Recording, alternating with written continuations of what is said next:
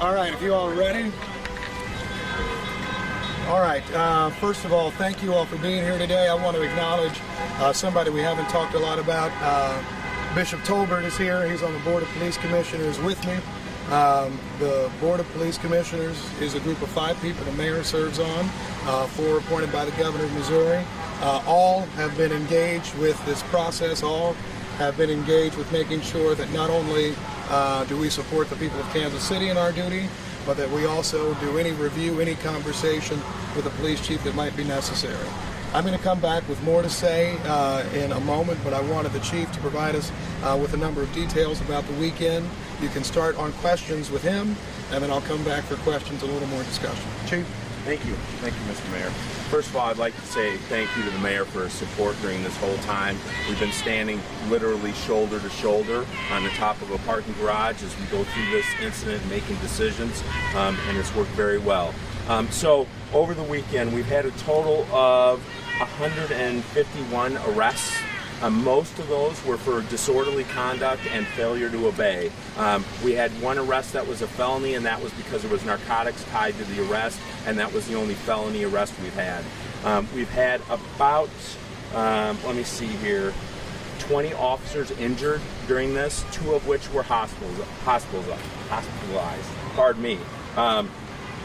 The other thing I wanted to talk about is we've had to damage about 13 police cars. We think about $85,000 in damage to our police cars, about $100,000 in medical bills that related to our officers' injuries, and about $600,000 total in overtime equipment, lost things through the last 3 days. So it's been very intensive to have this much manpower.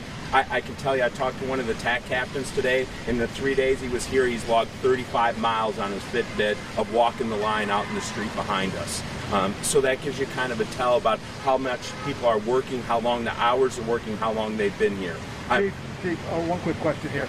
Of the 151, the records that I've seen, 12 of them give addresses an hour away from metropolitan regions. That pretty much kills the theory of outside agitators, does it not? You know, Mike, I don't know. I don't know what their intentions were to get here. I just know that something brought them to our attention when it happened. I can't say for sure. I mean, we don't have anything on social media that says that. If we had that, we'd say that, but I can't say that with any definite, positive reinforcement that happened. But 12 is not a substantial number of 151. No, I think what we have is mainly local people here that have been here. Yeah, so I think overall operations went pretty good. I think yesterday we had 1 car fire, we had a couple dumpster fires. For the amount of people we had yesterday on the line, I thought things were very well. Most of the people wanted to have their voices heard. We tried well to accommodate that. The movements, we had some concerns about St. Luke Hospital, other places. We tried to facilitate their movement so they could have their voices heard. As you know, they walked up all the way to 31st Street around. They did another loop here to the south on Oak. We tried to facilitate all that. Again, things didn't turn bad till about 8:30 last night. I want everyone to know everyone was issued a warning. If everyone wanted to leave, they were given plenty of opportunities. We have it on film. We'll be releasing it later. We use megaphones. Everyone was told it's an unlawful assembly. At that point, when we started getting bottles hurled and rocks hurled, that's when we used our chemical munitions to try and change the dynamics of the crowd and to get officers to not be assaulted while they're standing there on the line.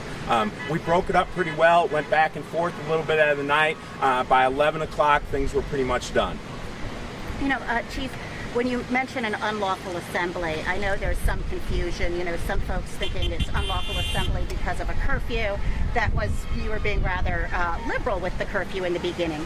Was it the curfew that made it an unlawful assembly, or the fact that they were throwing things? Throwing things. We can declare that any time that there's some sort of other law violation. As you know, the throwing things, we're having our officers document that as an assault, but that's what made it an unlawful assembly. That's where we declare it. We give people time. We want them to leave. We just don't get a lot of compliance. People are wondering why police have used such aggressive crowd control measures like tear gas and those rubber bullets, and when you determine that's what's necessary. Okay, well, first of all, I'm gonna push back a little bit on the term aggressive. We didn't move. We stood right where we were. We're not the ones throwing things. We're not the ones doing that. We're reacting to it. So I disagree with the term aggressive. Are we trying to defend ourselves? Are we trying to bring safety back to the city? Yes, absolutely. To my knowledge, we did not use any rubber bullets or any projectiles of that sort. We just used chemical munitions. Did you have them? Did you have rubber bullets? I think we have something in that stock, but I don't think it was deployed at all. So the rifles that the officers are carrying, I mean, I saw for myself. Yeah. What are they spreading? Or what are they, what's the projectile? We have beanbag rounds. They shoot beanbag rounds. We use them for mainly critical incidents, suicide people with knives, things like that. We use beanbag rounds. You know, when you talk about the tear gas, one of the things that crossed my mind is there are people asking, well, if it's just a few people agitating, why deploy tear gas on the entire crowd in the park, rather than, they say, just arrest the troublemakers and leave everyone else alone. Can you address logistically why the approach you took is necessary, and also your thoughts about the peaceful and lawful protesters who have to suffer for the actions of a few? You know, we're going to document this and put out some information. We're going to put together a video because this is a big thing that keeps coming up, peaceful versus civil unrest. When we ask people, when we get compliance, that's a demonstration. When we say to someone, do you want the plaza, we'll help you get cars, we want you to go out there, we'll help you with your microphones, we'll do all that. That's all peaceful. When we start asking people to leave because officers are getting assaulted, that becomes civil unrest. If you don't want to be part of that, which I agree, then leave. We're asking you to leave. Yesterday, we used terms such as, please don't throw anything at us. We were asking the crowd, we were begging the crowd not to get engaged in that activity. But at a certain point, everyone that's there is in the group mentality, and that is the issue we are faced with. We can't just surgically go in and remove one person without putting everyone at jeopardy at the same time. It's going to get much more physical and much more injury to everyone involved. There's a video that's gone viral at this point. A gentleman reporting officers and he's been off the sidewalk and officers spraying tear gas. And people say that it may have been excessive. Have you had a chance to review that video? And I have not seen it. Any comments on it? I haven't seen it. I don't know how I can comment on something I haven't seen. Another thing, protesters apparently complaining that officers were able to empty out milk jugs that were placed around the curb, around the periphery of the park. You know why officers would dump that milk for the protesters? I don't know what you're talking about, so I'm sorry. Can't answer that. We do have that Twitter video, and I believe your PIO is aware of it. We have that Twitter video. If we were to show it to you in a little while, you know, after everything's wrapped up with the mayor, would you take a look at it for us? This may be hard to believe, but we're a little busy today, so I will do the press conference and then submit whatever you can to me, and we'll try and get it answered, okay? Got it. Can you talk about today? What's happening today with the officers? What do you have planned? Do you think that this is going to turn into what we saw over the weekend? How are you prepared for another day of protest? I think we always plan. We're always ready. I mean, again, you're all standing here. We want these people, as much as a distraction it may be to the news conference, this is their right. We want them to protest. We have no problem with it. We are not doing anything to stop the protest or their voices from being heard. And we haven't all weekend. It's only when it becomes to a different state of affairs do we get engaged. Can you talk about what you from what the protesters had to say this weekend?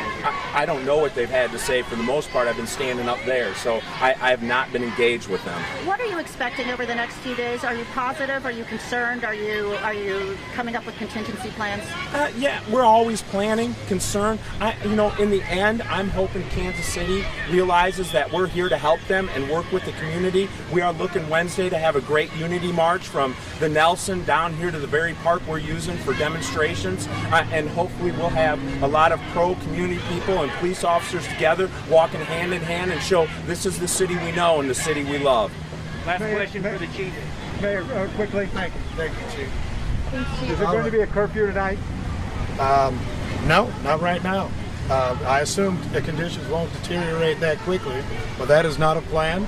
We wanted it to be a unique one-time solution for what we saw was a growing set of concerns. Yesterday, we were able to, I think, resolve and clear the situations several hours earlier than happened on Saturday. We did not see the same damage to persons and property as we saw on Saturday, and so I think it was effective. but it's supposed to be narrow. I agree with the chief. In fact, when I'm done talking, I'm going to go over and say hi to the folks over there. I want them to be able to speak. I want them to be able. I want to be able to listen. That's what we're here for, and that's what the work is for. I have a question about this video that has been discussed, this viral video on Yes, ma'am. Twitter. Have you looked at it? Yes, ma'am.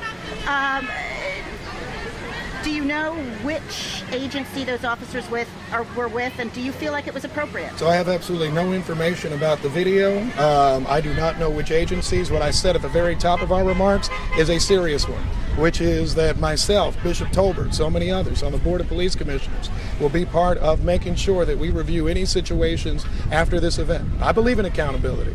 The chief believes in accountability. Bishop Tolbert does. All of us do. We're going to make sure we do our job and we do our work in connection with it. What I'm saying is based off of Twitter, no, I'm not just giving a review and an answer and a recommendation. What I am saying is we will make sure that we quickly, efficiently look to everything that's occurred, and to the extent either changes need to be made or any other decisions made, we'll do it. I'll give you one example of how we did such a thing. For those of you who were here on Saturday and who were watching on Saturday, you saw that there was less ability for people to walk into the streets. That created more of a challenge. On the very next day, we saw that people were allowed to march up and down Main Street, down this stretch of 47th Street. I think that's something that we saw that was adaptive in connection with what we had seen. I've been in contact with the chief throughout this time. I think we've seen both the department be flexible. Certainly police commissioners, to the extent we've been involved, have recommended that in situations as well. We'll continue to do that to make sure we can have as peaceful a time as possible. After last night, what new adaptations are you going to have going forward? Well, you know what? In a perfect world, I want everybody to come out here, be peaceful, and we'll just have a long, heck, we can talk every day. We can have more opportunities for us to visit. We can have more opportunities for us to share information and to listen, because that's what this needs to be about, right? I was disappointed this morning, not so much because the lion's share of protesters weren't here peacefully yesterday, but the cover of every newscast that I've seen related to boarded up buildings and related to conflict. And I don't think that's what everybody did. You know, I mentioned Bishop Tolbert a few times. He actually got to walk the crowd longer than I did yesterday. I was out there for a little while. He really got to spend some time there. There are important messages that people need to hear and that I want there to be heard. And that's our priority right now. But in terms of procedural or structural changes, look, we're going to continue to listen. We're going to try to continue to make sure everybody is as safe as they possibly can be. We'll make sure that we review almost every situation. After giving away my cell phone number yesterday, I just started getting all types of text messages. People send me all types of stuff. I don't have the chance to watch everything either because, like the chief noted, we're all doing stuff. That said, it doesn't mean that we're not the type of people who make sure we look at what's been done, we make sure we're doing what's right, and we make sure to the extent we have to address anything we do. And because we're all in public positions, we'll be sure to share that with you. Mayor, is the Highway Patrol and the state and the National Guard still there? I'll come back. I mean, you have protesters. Well, you could argue that they turned violent at times, but I mean, you had a man alone just like one block over where people were protesting. Yeah, I have a lot to say about the fact that what did we have yesterday? 2 homicides, and then I hear we've had one today. Wow, you know, I mean, that's tragic for us. I think whenever we talk about the criminal justice system, if we are not talking about how we can keep people safe, then we're missing something. My heart breaks for every victim of crime here. Any life lost too soon is a very significant problem and a significant concern, and it is a huge problem we have in Kansas City. So, you know what? We got a lot of stuff to deal with. We got a lot of stuff to address. We will make sure that we continue to address how we can build better relationships between the police and our community. That's something that I know all of us here work on every day. But we're also going to make sure that we are saving lives in our community by making sure this sort of violence isn't repeated. I was very disappointed to hear about the homicide down the street yesterday, just like I was disappointed to hear about the other homicide that was further away. All of them are tragic. All of them are significant problems, and all of them are things that need to be changed in Kansas City. Anyone else? Mayor, You've got the Highway Patrol and the state and National Guard. Are they still here? Oh, you know what? I'll let the chief speak to that organizationally, but Excuse me, Mike. Scared the heck out of me there. The Highway Patrol they left last night. The National Guard will probably go back tomorrow sometime. Do you know how many guardsmen were here? I don't. Sorry, I do not. Chief, can you talk about your officer's response yesterday to that homicide a block away? I mean, you had a lot of manpower here, and then you have to go handle. Thanks for bringing that up, because there's been a lot of things on social media, I don't know if you saw it, that the police shot this individual. We were handling the protest. We were several blocks away. We have a bunch of independent witnesses that saw the homicide that we're talking to. We were not on the block. We were not close to where it occurred. But again, you can see the kind of things like this that can fuel this fire and how it can upset a community, and that's why it's so important to get the proper facts out there. We had nothing to do with it. We were not there when it occurred. We have independent witnesses, and I want everyone to know it's a homicide. Thank you. Any other questions? Mayor, bringing up the issue of, quote, outside agitators Yes, again. ma'am. I know there's been a lot of speculation in other cities nationwide about this. I know there was some speculation from you, I believe, on Saturday that, a good proportion of the, you might say, troublemakers were coming from out of town. And the numbers police have released today suggest that that's not really the case. Less than 10% of the people arrested were from more than an hour away, and the 4 people charged with theft from Plaza businesses were all Kansas City residents. What do you have to say about those numbers and what that says? A few different things. First of all, I don't actually think I made a representation that this was just largely outside agitators. I think my view is this, and it always has been this. There are a group of people that want to come here and make sure their voices are heard. Probably the people behind me are that type. And they've been here, they have protested safely, they protested in peace, and that's the sort of thing we respect. Even if every person had a sign that said, "I hate Quinton Lucas," there are a lot of people with those signs, right? That's all right. They have a right to be here, they have a right to do that. What I don't think is something that we need are folks that are coming here to engage in some level of criminality. Those folks that are coming here to actually try to destroy things, whether that person's from my street or that person's from a street 2 hours away or 3 hours away, right? That's the sort of area where I have a concern, and that, I think, is what I've largely been addressing over time. Now, we certainly know that sometimes there are groups that try to speak to, hey, bring everybody together, and they may have a cause that has nothing to do with trying to preserve and save black lives in our community, but I'm interested in people that are actually focused on that very important issue. I don't think that changes anything. I mean, compared to, I know up in the Twin Cities, I think they had incorrectly said 80% of people were from outside of the Twin Cities. It turned out it was the exact opposite. You haven't heard that from this mayor, you haven't heard that from this police department. We are here, and actually Captain Jackson mentioned it last night. We're here to make sure whoever is here is safe, whether you're from far away or somewhere close. Come here, follow the law, make sure your voice is heard, and we'll make sure that you have a chance to be heard. What I hear you saying is it's less significant where they're coming from than why they're coming and what they're doing. Now, you're going to get me in trouble as a lawyer. I say no matter what you're doing, as long as it's lawful, it's all good. I may not love it, but I think that's all right. What I am saying, though, is if you are coming with a desire to engage in criminal activity, right, there is no need for that here. Go somewhere else with your time. Thank you all. Thank you, Mayor. And Chief,